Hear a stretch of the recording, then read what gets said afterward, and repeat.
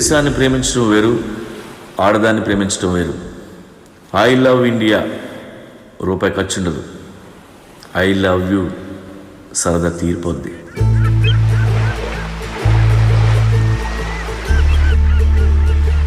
రేం పగలు ఎదురు చూశాయి క్షణం కోసం, కోటి దండాలు పెట్టుకున్న ఈ ఘడియ కోసం.